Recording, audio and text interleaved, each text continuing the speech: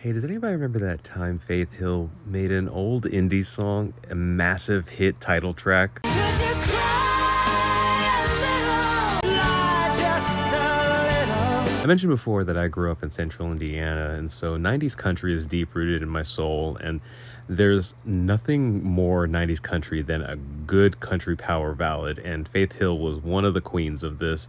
And even though this song wasn't released until the early 2000s, it's technically a 90s song.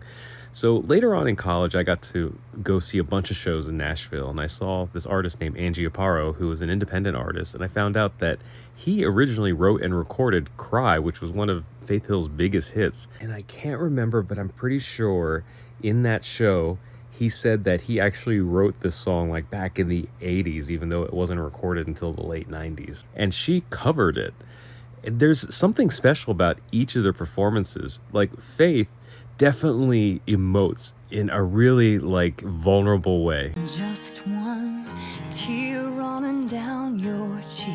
Angie Aparo also has a very vulnerable performance, but in his own kind of way.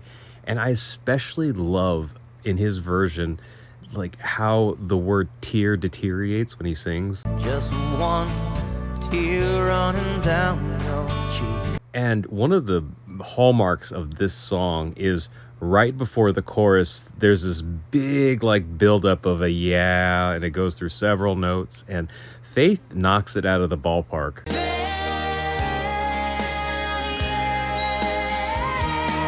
Super strong as she nails it, no question.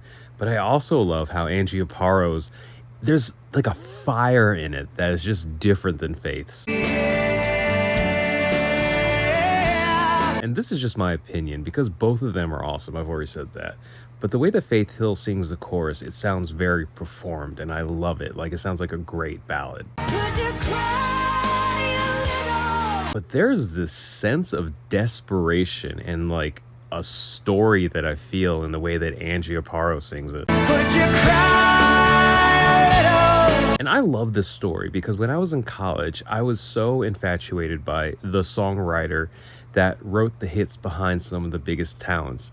And I want to be one of those guys. And it all started with songwriters like this when I finally started being able to put faces with names behind big hit songs.